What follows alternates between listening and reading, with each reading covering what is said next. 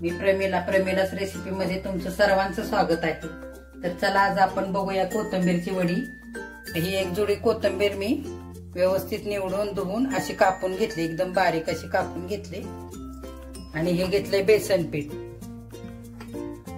हे ओवा घेतलाय, धने जिरे हे त्याच्यामध्ये आपण आता बारीक करून टाकायचे। लसूण, हा कांदा लसूण मसाला, हा गरम मसाला आणि थोडेसे तीळ घेतलेत आणि चवीनुसार मीठ घेतले। तर चला आता आपण कसं करायचं ते बघूया। आता या पीठ मी अंदाजे घेतले, तर आपल्याला अगदी थोडं थोडं करून ह्याच्यामध्ये हे पीठ घालायचंय, म्हणून मी ह्याचं काही माप ठेवलेलं नाही। तर आता बघू आपण काय काय करायचंय ते कृती। तर सर्वप्रथम आपण 1 चमचा धने घेणार आहे, हे अर्धा चमचा जिरे घेऊया,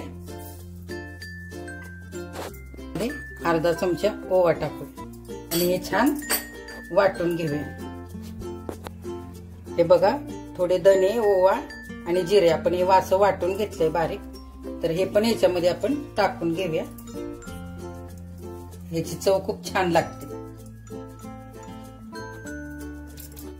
आपण या 10-15 पाकळ्या लसणाच्या सोलून घेतल्यात, ते टाकून घेऊ आणि लाल तिखट घेऊ। आता ही कोथिंबीर एक जुडी आहे, त्याच्या अंदाजाने आपल्याला लाल तिखट घ्यायचंय। मी काय हिरवी मिरची नाही वापरली, मी लालच तिखट वापरणार आहे। तर लाल तिखटाच्या सुद्धा खूप छान होतात आपल्या कोथिंबीरच्या वड्या। मी हे 2.5 चमचे सगळं टाकून घेते चवीनुसार। आता हे सर्व वाटून घेऊया बारीक। आपण हे असं वाटून घेतलंय। लसूण आणि कांदा लसूण मसाला चवीनुसार घेतलाय 2.5 चमचे, तो ह्याच्यामध्ये आता टाकून घेऊया आपण। आणि तुम्हाला हिरवी मिरची घालायची असेल तर हिरवी मिरची सुद्धा घालू शकता, मी हिरवी मिरची नाही घेतली। आता आपण हा मसाला टाकून घेतलाय। आता आपण गरम मसाला अर्धा चमचा असा टाकून घेऊया आणि चवीनुसार मीठ घालूया।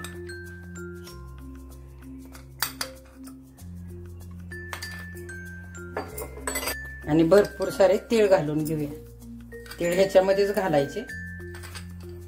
मी लाल तिखटाच्या बनवते, तुम्हाला हिरवी मिरची आवडत असेल तर हिरवी मिरची टाकलीत तरी चालेल। मी 3 चमचे टाकून घेतलंय, पूर्ण भरून 3 चमचे तीळ टाकलेत आणि हे छान असं मिक्स करूया आता। आणि लागेल तसंच पीठ घ्यायचंय आपल्याला, आधी पाणी नाही ओतायचं। किती पीठ बसतंय ते बघायचं आधी आणि नंतरच आपल्याला पाणी लागेल तरच घ्यायचंय। हे असं छान चुरून घ्यायचं आधी सगळीकडे लावून कोथिंबीरला। ह्याच्यामध्ये आधी बसेल तेवढं आपल्याला बेसन पीठ घालायचं। बेसन पीठ पण खूप नाही घालायचं,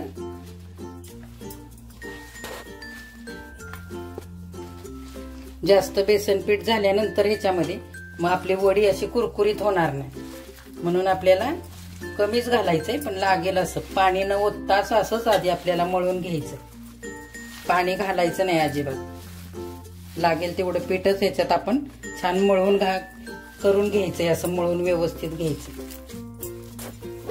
आपलं पीठ मळून तयार झाले। आपण थोडस तेल लावून घेऊया, याला थोडसच लावायचंय वरून। याला पाणी अजिबात लागलेलं नाही, आपण असंच घेतलंय मळून। पीठ घेतलेलं ना, त्यातलं इतकं उरलंय आपलं पीठ। आणि मी ह्याच्यात दुसरं पीठ कुठलंच टाकलेलं नाही, फक्त चण्याचं पीठ टाकलेलं।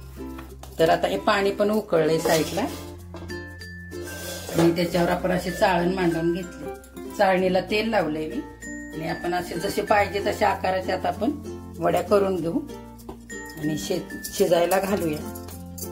अशा करून घ्यायच्या, किती मोठे गोल हवेत तशा गोल करून घ्या आणि असं शिजायला ठेवायचं।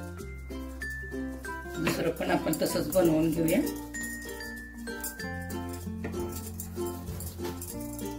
रोल करून घ्यायचे। आपले 3 रोल झाले छोटे छोटे।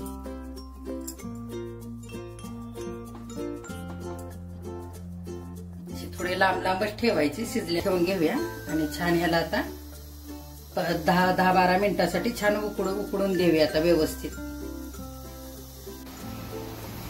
चला आता आपल्या वड्या उकडलेल्या आहेत, हे बघा छान, त्या थोड्याशा फुलल्या सुद्धा आणि छान असा त्याला चकाकी पण आली थोडी। आपण तळून घेऊया आणि हे छान कुरकुरीत झालेत। आणि आपण ह्याच्यामध्ये फक्त बेसन पीठ वापरले आणि पाणी न घालताच आपण हे मळून पण घेतलंय. हे बघा अशा छान गोल्डन कलर वरती आपल्याला छान आता ह्या काढून घ्यायचे. हे बघा किती छान तळून झाले. हे आपण आता बाकीच्या पण अशाच तळून घेऊया.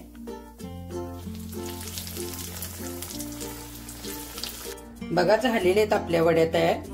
हे आपण एका जोडीपासून इतक्या वड्या आपल्या तयार झाल्यात आणि आपण यात बघा आपल्या कोथिंबीरच्या वड्या तयार झाल्यात. तर बघू शकता किती छान आपल्या तळून झालेले आहेत. हे बघा, हे बघा किती खुसखुशीत झालेत त्या. हे बघा अशा. आता तुम्ही पण अशाच करून बघा आणि माझ्या चॅनेलला लाईक, शेअर आणि सबस्क्राईब करा.